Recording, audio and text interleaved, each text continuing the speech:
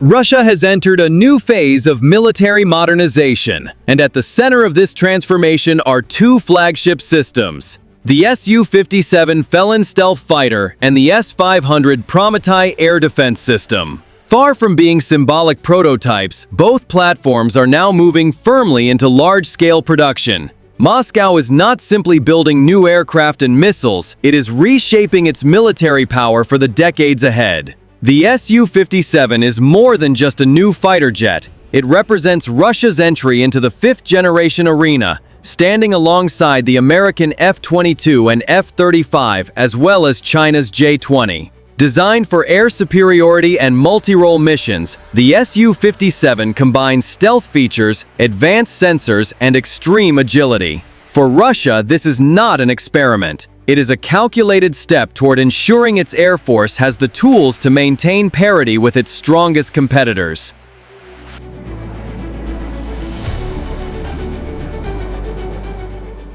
From limited batches, the Su-57 program is now shifting toward mass production. Factories in Komsomolsk-on-Amur are steadily expanding assembly lines, supported by a robust supply chain inside Russia. Official plans call for dozens of Su-57s to be delivered by 2027, but Moscow has signaled that production will accelerate further, with more aircraft being prepared than previously acknowledged. This scaling up process marks a deliberate strategy: move from small quantities into numbers that matter operationally. The fighter's strengths explain this urgency. The Su-57 reduces radar visibility through advanced composites and coatings, making it significantly harder to detect compared to Russia's fourth-generation aircraft. Its N-036 Bielka radar suite provides wide-area situational awareness, while electronic warfare capabilities give it the ability to disrupt enemy defenses. Add thrust vectoring engines and extreme maneuverability, and the Su-57 becomes a rare blend of stealth and dogfighting power. Another critical element is integration. Russia envisions the Su-57 working closely with the S-70 Okhotnik B combat drone in a manned-unmanned teaming doctrine. In this model, the Su-57 acts as the command hub, directing drones to carry out high-risk missions such as deep strikes or electronic attacks. This approach places Russia alongside the United States and China in pursuing the next era of network-centric warfare. Parallel to this, the S-500 Prometey is being rolled out as Russia's crown jewel in air and missile defense. Unlike the S-400, which focuses primarily on aircraft and cruise missiles, the S-500 is designed to intercept ballistic missiles, satellites in low orbit, and potentially even hypersonic threats. In short, it is a system that pushes beyond regional air defense into the realm of strategic protection. Serial production of the S-500 has already begun, and early units are reported to be deployed around key strategic sites. While exact numbers remain undisclosed, Russia's defense industry is prioritizing steady expansion of production capacity. The emphasis is not on one or two experimental units, but on building a networked shield that can cover vast areas of Russian territory.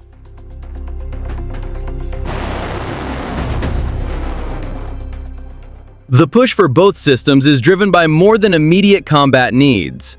It reflects a strategic doctrine, ensuring Russia maintains the ability to deter, counter, and, if necessary, outmatch Western technological advances. NATO has integrated hundreds of F-35s, while the United States continues to refine its missile defense programs.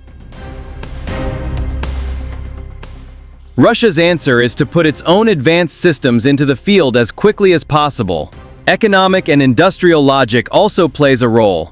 By accelerating production, Russia secures its domestic defense industry, keeps assembly lines running, and develops self-sufficiency despite sanctions.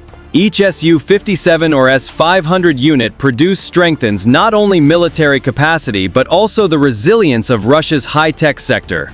In the long run, this approach ensures Moscow can supply itself and potential partners abroad without external reliance.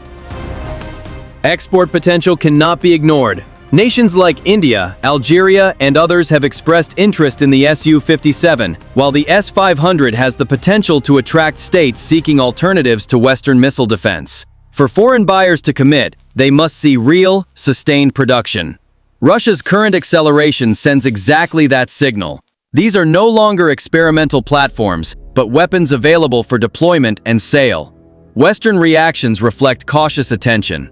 NATO does not dismiss the Su-57 or S-500, even if numbers are not yet massive. The concern is not what Russia fields today, but what it could field tomorrow if production continues at pace.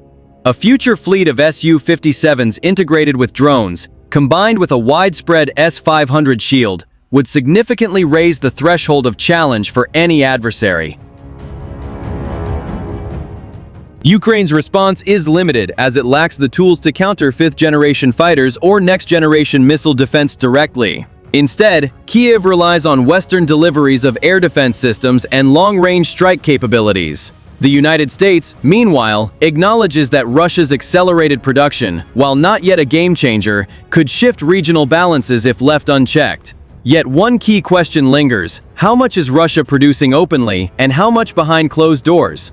Some evidence suggests that official numbers understate actual production, with satellite images hinting at more aircraft being assembled than reported. Whether intentional secrecy or cautious disclosure, the effect is the same. Uncertainty keeps adversaries guessing. In essence, the acceleration of Su-57 and S-500 production marks a turning point. Russia is not waiting for decades-long cycles of development. It is pushing forward now, building systems designed to contest air dominance and missile supremacy. These are not just weapons of war, they are instruments of deterrence, leverage, and strategic messaging.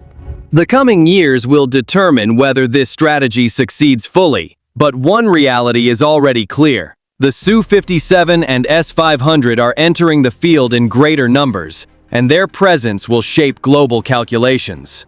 Far from being delayed, these programs are being driven forward with determination, becoming central pillars of Russia's future military power. Another factor driving this acceleration is Russia's long-standing doctrine of strategic independence. For decades, Moscow has insisted that its national security must not depend on foreign technology or supply chains. The Su-57 and S-500 programs embody that principle. By ensuring that these systems are built domestically, Russia demonstrates that even under heavy sanctions, it retains the ability to innovate, adapt, and deliver advanced weapons independently of Western markets. There is also a psychological and symbolic dimension. Every rollout of a new Su-57 or a publicized S-500 test is more than just a technical milestone. It is a statement of national resilience. At a time when Russia is under intense political and economic pressure, the ability to field next-generation systems sends a clear signal to both domestic and international audiences. Russia is not isolated, and its defense industry is not stagnating. Instead, it is moving forward at a steady, determined pace. Ultimately, the decision to scale up these programs reflects a long-term vision. Moscow understands that great power competition is not decided in a single year or a single conflict. It is decided by sustained technological progress, industrial capacity, and the ability to project strength consistently over time. The Su-57 and S-500 are not the end of that story, but they are vital chapters, symbols of how Russia intends to remain a decisive military actor well into the future.